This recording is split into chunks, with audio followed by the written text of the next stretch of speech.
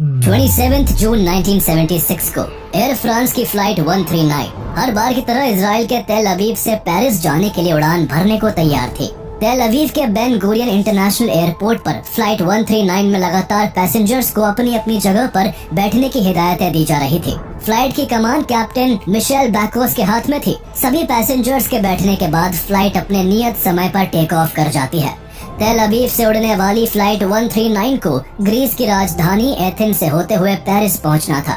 Athens में हर रोज land करके plane में रिफ्यूलिंग की जाती और इस दौरान यहां से पेरिस जाने के लिए कुछ पैसेंजर्स इसी फ्लाइट का इस्तेमाल करते। आज एथेंस से इस फ्लाइट में 58 पैसेंजर्स का टिकट बुक था।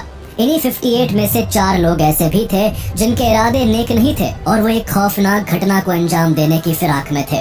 लगभग 1.5 घंटे तक उड़ान भरने के बाद फ्लाइट एथेंस में लैंड करती है। लैंड करते ही प्लेन को रिफ्यूल किया जाता है। साथ ही कुछ नए पैसेंजर्स प्लेन में सवार होते हैं। रिफ्यूलिंग के वक्त फ्लाइट में काफी चहल पहल थी। कोई बातचीत का आनंद ले रहा था तो कोई नींद में मशगूल था।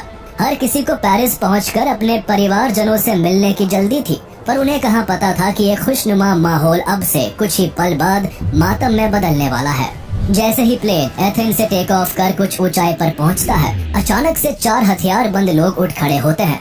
उनके हाथों में पिस्टल और हैंड ग्रेनेड्स थे। अचानक से प्लेन का माहौल खौफनाक रूप ले लेता है। बंदूकों को देखकर सभी पैसेंजर्स के पसीने छूट जाते हैं। कुछ ही समय में चारों हाईजैकर्स पूरी फ्लाइट को अपने कंट्रोल में ले लेते हैं। जहां पैसेंजर्स का चीखना शुरू होता है, वहीं एक हाईजैकर तेजी से कॉकपिट की तरफ दौड़ता है और पायलट पर बंदूक तानकर खुद को पायलट वाली सीट पर बैठ जाता है। 248 पैसेंजर्स और 12 क्रू मेंबर्स को लेकर उड़ी ये फ्लाइट 139 हाईजैक हो चुकी थी। हाईजैकर्स में से 2 आतंकी popular front for the liberation of Palestine के थे और बाकी के 2 वेस्ट जर्मनी के रेवोल्यूशनरी सेल RZ के मेंबर होते हैं, जिनमें से एक महिला भी थी। को पायलट की जगह पर बैठा आतंकी अब पायलट से फ्लाइट को पेरिस के बजाय लिबिया के बेंगाजी एयरपोर्ट ले जाने को कहता है। कई घंटों के लगातार उड़ान के बाद प्लेन को लिबिया के बेंगाजी एयरपोर्ट पर लैंड करवाया जाता है और वहां पर रिफ्यूलिंग करवाई जाती है। जिस वक्त बेंगाजी एयरपोर्ट पर प्लेन को रिफ्यूल किया जा रहा था, उसी समय एक ब्रिटिश बॉर्न इजरायली महिला पैट्रिशिया मार्टेल ने मिसकैरेज का बहाना करते हुए हाईजैकर्स को ये यकीन दिला दिया कि उसकी तबीयत बहुत ज्यादा खराब है। पैट्रिशिया की ये चाल काम कर गई और हाईजैकर्स ने उन्हें बेंगाजी एयरपोर्ट पर ही रिलीज कर दिया। इस महिला के फ्री होते ही इस हाईजैकिंग की खबर पूरी दुनिया में आग की तरह फैल गई। अब तक इजराइल को भी इस घटना की खबर लग चुकी थी।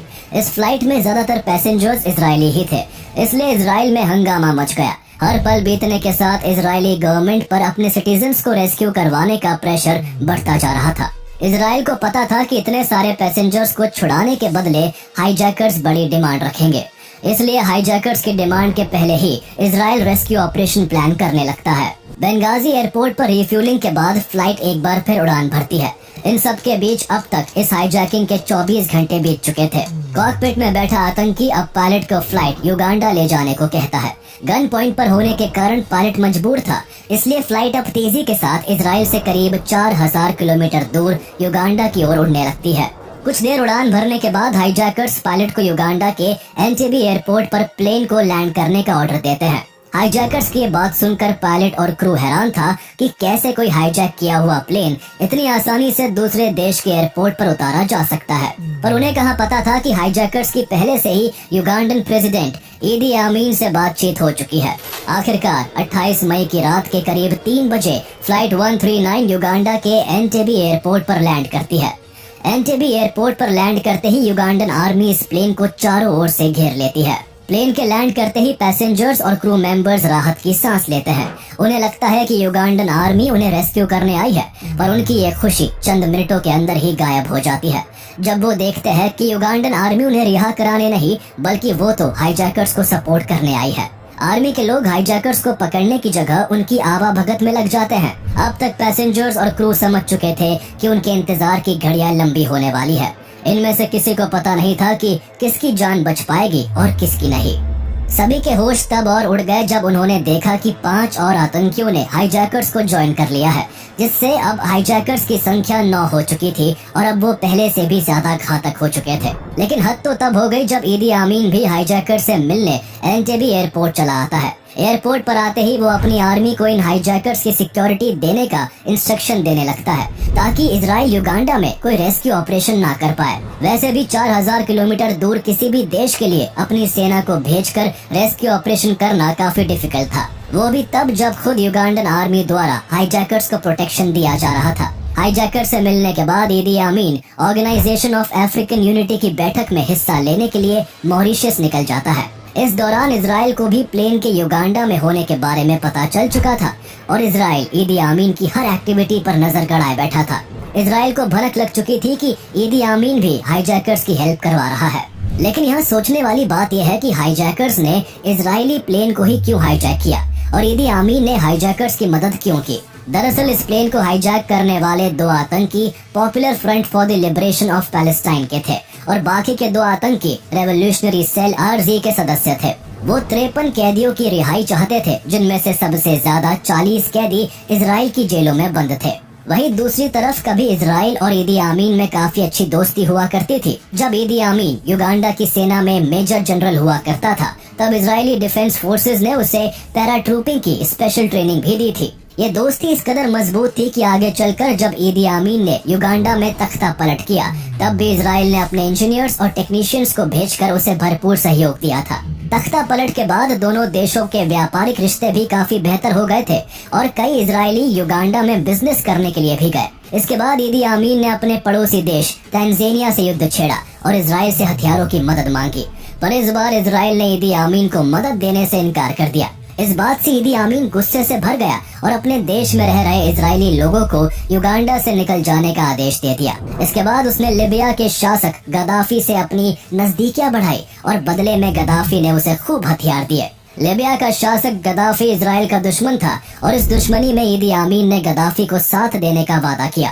1967 आते आते ईदी आमीन इजराइल का कट्टर दुश्मन बन चुका था और इजराइल से बदला लेने के लिए सही मौके की तलाश में था। इसलिए उसे जैसे इस प्लेन हाईजैकिंग का पता लगा, उसने पूरे मन से आतंकियों को मदद करने की पेशकश की। इसलिए पहले इस प्लेन को लिबिया, फिर उसे युगांडा ले जाया गया। युगांडा में हाईजैकर्स ने सभी पैसेंजर्स को 2 ग्रुप में बांटकर एयरपोर्ट के ओल्ड टर्मिनल बिल्डिंग में हॉस्टेज बनाकर रखा हुआ था।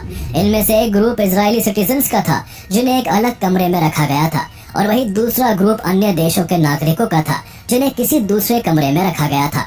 सिचुएशन पूरी तरह हाईजैकर्स के कंट्रोल में थी और वो युगांडा में पूरी तरह से सेफ थे। घटना के करीब 2 दिन बाद हाईजैकर्स पहली बार इजराइल के सामने अपनी डिमांड रखते हैं।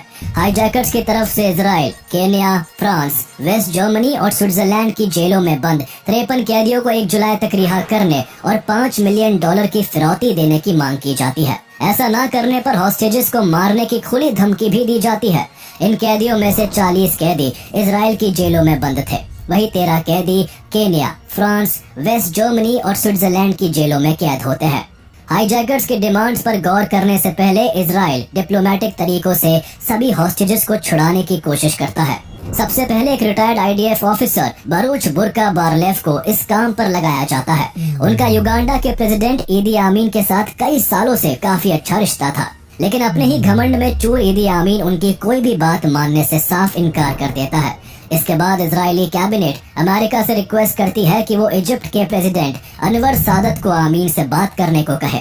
यूएस के कहने पर अनवर सादत अपनी तरफ से बेस्ट ट्राई करते हैं, पर यहाँ भी बात नहीं बन पाती है। इसके बाद पैलेस्टाइन लिबरेशन ऑर्गेनाइजेशन के चेयरमैन यासिर अराफत हानी अल हसन को अपना स्पेशल एनवॉय बनाकर हाईजैकर्स और ईदी आमीन से मिलने युगांडा भेजते हैं। लेकिन अपने मंसूबे को पूरा करने की जिद लिए बैठे हाईजैकर्स हॉस्टेजेस को रिलीज करने के लिए बिल्कुल भी तैयार नहीं होते।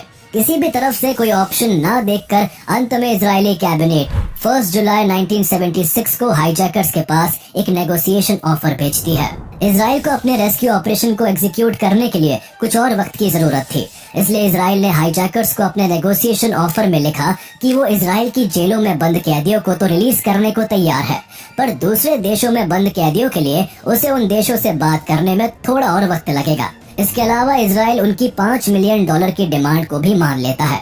ये सब देख हाईजैकर्स को लगने लगता है कि इजराइल पूरी तरह से बैक फुट पर चला गया है, इसलिए अपनी जीत को पक्का समझते हुए उन्होंने इजराइल को 4 जुलाई तक का वक्त दे दिया। बस इतना वक्त इजराइल के लिए काफी था। यित्ज़हाक राबिन, जो उस समय इजराइल के प्राइम मिनिस्टर थे, उन्होंने अपनी इंटेलिजेंस एजेंसी मोसाद और इजराइल के डिफेंस मिनिस्टर शिमोन पेरेस के साथ एक सीक्रेट मीटिंग की। मीटिंग में सबसे पहले मोसाद के एजेंट्स को एंटेबी एयरपोर्ट पर हो रही हर एक एक्टिविटी की जानकारी जुटाने का आदेश दिया गया।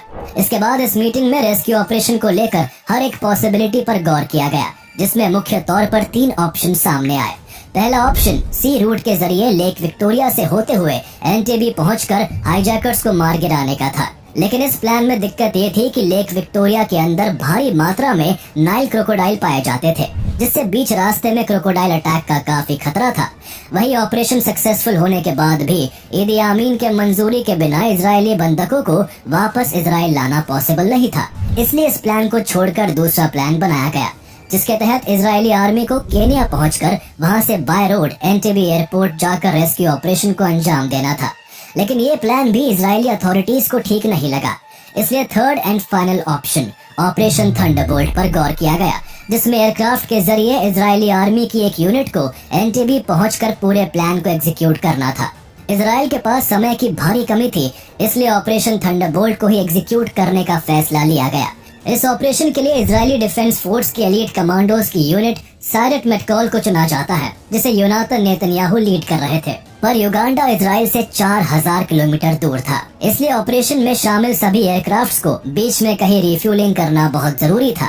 रिफ्यूलिंग करवाने के लिए इजराइल को किसी ऐसे ईस्ट अफ्रीकन देश की जरूरत थी जो अपने देश में उसके एयरक्राफ्ट को घुसने की परमिशन दे दे। ऐसे में युगांडा का पड़ोसी देश केन्या इजराइल की मदद के लिए सामने आया। केन्या ने इस ऑपरेशन के लिए नायरोबी एयरपोर्ट पर इजरायली एयरफोर्स को लैंड करने की परमिशन दे दी। एक और जहां इजराइल रेस्क्यू ऑपरेशन को प्लान कर रहा था, तो वहीं हाईजैकर्स ने एक और चाल चलते हुए 30 जून और 1 जुलाई के बीच 148 ऐसे हॉस्टेजेस को रिहा करके पेरिस भिजवा दिया जो इजराइल के सिटीजन्स नहीं थे। ऐसा करके हाईजैकर्स अन्य देशों के इन्वॉल्वमेंट को खत्म करना चाहते थे, ताकि कोई और देश उनके खिलाफ कोई एक्शन ना ले। अब एंटेबी एयरपोर्ट पर केवल 106 इजरायली पैसेंजर्स ही बचे थे, जिससे साफ हो चुका था कि हाईजैकर्स केवल इजरायली सिटीजन्स को ही टारगेट कर रहे थे। इस बीच मोसाद एंटेबी एयरपोर्ट की हर छोटी से छोटी इन्फॉर्मेशन को जुटा चुका था। उसने यहाँ तक पता कर लिया था कि हाईजैकर्स ने हॉस्टेजेस को एयरपोर्ट के पास किस बिल्डिंग में छुपा रखा है।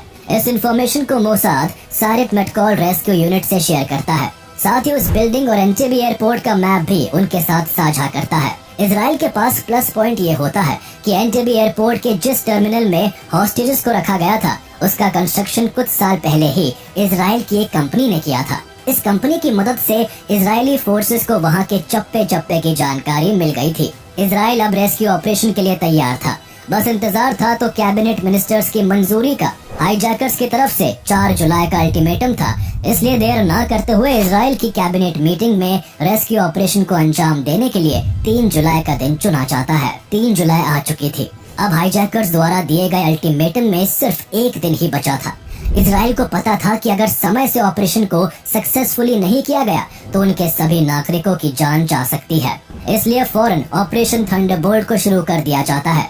इस पूरे ऑपरेशन को brigadier general Dan Shomron command कर रहे थे, जबकि लेफ्टिनेंट कर्नल योनाथन नेतन्याहू को फील्ड ऑपरेशन की जिम्मेदारी दी गई थी। प्लानिंग की जा चुकी थी और अब इजरायली एयरफोर्स के 4 C-130 हरक्यूलिस उड़ान भरने को तैयार थे। इसके बाद अलग अलग टाइम पर सभी एयरक्राफ्ट्स को युगांडा के एंटेबी एयरपोर्ट के लिए रवाना कर दिया जाता है। पहले 3 एयरक्राफ्ट्स में 200 के करीब कमांडोज और पैराट्रूपर्स बैठे हुए थे, जबकि एक जहाज को खाली भेजा गया था ताकि ऑपरेशन पूरा होने के बाद उसमें सभी हॉस्टेजेस को वापस लाया जा सके। इन एयरक्राफ्ट्स में कुछ गाड़ियों को भी भर के लाया गया था, जो कि इजराइल के प्लान का ही एक हिस्सा था। इसके अलावा इस मिशन में 2 बोइंग 707 भी जोड़े गए, जिनमें से एक को एंटेबी से स्टैंड ऑफ रेंज पर फ्लाई करते हुए कमांड एंड कंट्रोल का काम संभालना था, तो वही दूसरा बोइंग 707 केनिया के नायरोबी में मेडिकल इमरजेंसी के पर्पज से रखा गया। प्लान के मुताबिक सभी एयरक्राफ्ट्स रेड सी के ऊपर से फ्लाई करते हुए अपनी मंजिल की ओर बढ़ रहे थे। सभी पायलट्स को इजिप्ट, सूडान और सऊदी अरब जैसे तमाम देशों के ATC की नजरों से बचते हुए उड़ान भरने के आदेश दिए गए थे, ताकि किसी भी देश का रेडार उनके एयरक्राफ्ट्स को डिटेक्ट ना कर पाए। सभी एयरक्राफ्ट रेड सी के ऊपर उड़ान भरते हुए जिबूटी पहुंचते हैं और फिर वहां से टर्न लेकर इथियोपिया और केनिया को क्रॉस करते हुए युगांडा में एंटर कर जाते हैं। उसके बाद फर्स्ट एयरक्राफ्ट बड़ी खामोशी से रात के करीब 11 बजे एंटेबे एयरपोर्ट पर लैंड करता है। इस एयरक्राफ्ट के वहां उतरने पर युगांडा आर्मी को जरा भी शक नहीं होता है, क्योंकि उन एयरक्राफ्ट्स को युगांडा की कमर्शियल फ्लाइट्स की तरह कलर किया गया था, ताकि रनवे पर उतरते वक्त युगांडन आर्मी उनकी सही पहचान ना कर सके और इजरायली एयरक्राफ्ट पर शक ना हो। फर्स्ट एयरक्राफ्ट के उतरते ही सभी इजरायली कमांडोज बड़ी सावधानी से छुपते छुपाते एंटेबे एयरपोर्ट के न्यू टर्मिनल की बिल्डिंग के पास तैनात हो गए और थोड़े ही समय में एयरपोर्ट के कंट्रोल रूम के आसपास अपनी पोजीशन ले ली। इसी दौरान एयरक्राफ्ट का पिछला दरवाजा खुलता है, जिससे 2 लैंड रोवर और एक ब्लैक कलर की मर्सिडीज निकलती है। मर्सिडीज पर युगांडन फ्लैग और कार्डबोर्ड लाइसेंस प्लेट लगा हुआ था, जो कि दिखने में युगांडन मिलिट्री के व्हीकल्स की तरह ही लग रहा था। इस दौरान 35 कमांडोज ने युगांडन आर्मी के जैसे ही यूनिफॉर्म पहन रखी थी। ब्लैक मर्सिडीज में ईदी आमीन के जैसा ही मोटा और भारी भरकम व्यक्ति सवार था। इजराइल ने ऐसा इसलिए किया था क्योंकि जब भी ईदी आमीन किसी दूसरे देश के विजिट से लौटता था, तो इसी तरह रनवे पर उसका काफिला बाहर निकलता था। इजराइल की इतनी पुख्ता तैयारी के कारण युगांडन आर्मी को अभी तक शक नहीं हो पाया था। उन्हें लगा कि उनके प्रेसिडेंट ईदी आमीन मॉरिशस से लौट आए हैं। रनवे पर उतरते ही ये गाड़ियां बड़ी तेजी के साथ ओल्ड टर्मिनल की ओर बढ़ने लगती है। जैसे ही ये सभी गाड़ियां ओल्ड टर्मिनल की बिल्डिंग के पास पहुंचने वाली थी कि तभी 2 युगांडन आर्मी के लोग इस गाड़ी को रोकने लगते हैं। उनको शक हो गया था कि ये कॉन्वॉय ईदी आमीन का नहीं है। ये शक उन्हें इसलिए हुआ था क्योंकि ईदी आमीन ने कुछ दिन पहले ही अपने कॉन्वॉय में ब्लैक की जगह व्हाइट मर्सिडीज का इस्तेमाल करना शुरू कर दिया था, लेकिन इसकी इन्फॉर्मेशन काफी कम लोगों के पास थी, जिस वजह से इजराइल की ओर से ये एक बड़ी गलती हो गई थी। इजरायली कमांडोज भी अब सिचुएशन को भांप चुके थे, इसलिए उन्होंने गाड़ी की स्पीड को और तेज कर दिया, मगर दोनों युगांडन सिक्योरिटी गार्ड्स ने इस गाड़ी का पीछा करना नहीं छोड़ा। स्थिति को हाथ से निकलता देख एक इजरायली कमांडो ने साइलेंसर लगी पिस्टल से उन दोनों को पल भर में मार गिराया। पर इसी बीच लैंड रोवर्स में सवार एक दूसरा इजरायली कमांडो भी इन पर अपनी राइफल से गोलियां चला देता है, जिसकी आवाज से युगांडन आर्मी एकदम से अलर्ट हो जाती है। अब इजरायली कमांडोज को अपनी स्ट्रेटेजी को बदलने के लिए मजबूर होना पड़ता है। पहले की स्ट्रेटेजी के मुताबिक इन्हें चुपके से ओल्ड टर्मिनल बिल्डिंग में घुसकर अपने सिटीजन्स को हाईजैकर्स के चंगुल से छुड़ाना था, पर अब उन्हें आगे बढ़ने के लिए युगांडन आर्मी से भी भिड़ना था। इसी बीच बाकी के कमांडोज और पैराट्रूपर से भरे 2 इजरायली एयरक्राफ्ट्स एंटेबे एयरपोर्ट पर लैंड करते हैं और तेजी के साथ सभी अपनी अपनी पोजीशंस लेते हुए आगे जा चुके कमांडोज को बैकअप देते हैं और रनवे और हाईजैकर्स की सिक्योरिटी में लगाई गई युगांडन आर्मी पर जोरदार फायरिंग शुरू कर देते हैं। उधर लैंड रोवर और मर्सिडीज से गए सभी कमांडो ओल्ड टर्मिनल की बिल्डिंग में हॉस्टेजेस को रिहा कराने पहुंच जाते हैं। इस दौरान तीनों एयरक्राफ्ट के इंजन को चालू रखा जाता है, ताकि जैसे ही रेस्क्यू ऑपरेशन पूरा हो फौरन वहां से टेक ऑफ किया जा सके। पहले से ही पोजीशन लिए इजरायली स्नाइपर्स युगांडन आर्मी पर काल बनकर टूटते हैं। इजरायली कमांडोज ने रनवे पर पोजीशन लेते ही वहां की सभी लाइट्स को ऑफ कर दिया और जैसे युगांडन आर्मी की तरफ से कोई हलचल दिखती उन्हें तुरंत मार गिराया जाता। थोड़ी ही देर में एयरपोर्ट पर तैनात सभी सिक्योरिटी फोर्सेस को इजरायली कमांडोज ने मार गिराया। इस गोलीबारी और आमने सामने की लड़ाई में अब भी सभी इजरायली कमांडोज सेफ थे। उधर ओल्ड टर्मिनल पहुंच चुके कमांडोज ने उन चारों आतंकियों पर अटैक करना शुरू कर दिया, जिन्होंने बंदूक की नोक पर 106 इजरायली लोगों को बंधक बना रखा था। इजराइल के इन जाबाज कमांडोज के आगे आतंकी ज्यादा देर नहीं टिक पाए और चंद मिनटों में ही ढेर हो जाते हैं। इजरायली कमांडोज के पास इस पूरी बिल्डिंग का मैप था और वो बेहतर प्लानिंग से आए थे, इसलिए यहाँ भी इजरायली कमांडोज की तरफ से एक भी कैजुअलिटी सामने नहीं आती। लेकिन क्रॉस फायरिंग के दौरान कुछ इजरायली पैसेंजर्स को गोली लग जाती है, जिससे 3 लोगों की जान चली जाती है और कई लोग बुरी तरह से घायल हो जाते हैं। सभी आतंकियों को मार गिराने के बाद इजरायली कमांडोज हॉस्टेजेस को रनवे की तरफ 4th एयरक्राफ्ट में ले जाते हैं। अब एंटेबे एयरपोर्ट के सभी इलाकों पर इजरायली कमांडोज का कब्जा था। सब कुछ कंट्रोल में लेने के बाद सभी पैसेंजर्स को 4थे एयरक्राफ्ट पर बैठाया जाने लगता है। इस दौरान घायल हॉस्टेजेस को एयरक्राफ्ट में बिठाने का काम फील्ड इंचार्ज योनाथन नेतन्याहू ने संभाला हुआ था। वो बारी बारी से सभी को सुरक्षित तरीके से प्लेन में बिठा रहे थे। उसी वक्त कुछ कमांडोज की नजर एंटेबे एयरपोर्ट पर स्टेशन युगांडा के 11 MiG-17 और MiG-21 एयरक्राफ्ट्स पर पड़ती है। इजरायली कमांडोज ने फौरन उन सभी जहाजों को हैंड ग्रेनेड और बॉम्ब्स के जरिए तबाह कर दिया, ताकि युगांडन एयरफोर्स उनका पीछा ना कर सके। अब तक सभी पैसेंजर्स 4थे एयरक्राफ्ट में सवार हो चुके थे और फील्ड इंचार्ज योनाथन नेतन्याहू ने अपने सभी कमांडोज को भी ग्राउंड छोड़ने का ऑर्डर दे दिया था। ग्राउंड पर अकेले खड़े योनातन नेतन्याहू अश्योर करते हैं कि सभी इजरायली पैसेंजर्स, कमांडोज और ऑफिसर्स सेफली एयरक्राफ्ट में सवार हो चुके हैं। सब कुछ अश्योर करने के बाद योनातन नेतन्याहू भी प्लेन में सवार होने ही वाले होते हैं कि अचानक से युगांडन आर्मी के कुछ सिपाही वहां पहुंचते हैं और उन पर अंधाधुंध गोली चला देते हैं। इस गोलीबारी में 2 गोली योनातन नेतन्याहू को लगती है और वो शहीद हो जाते हैं। आगे चलकर इजरायली सरकार उनकी बहादुरी के लिए इस ऑपरेशन का नाम बदलकर उनके नाम पर ऑपरेशन योनातन कर देती है। इस घटना के 20 साल बाद 1996 में योनातन नेतन्याहू का छोटा भाई इजराइल का प्राइम मिनिस्टर बनता है, जिन्हें हम बेंजामिन नेतन्याहू के नाम से जानते हैं।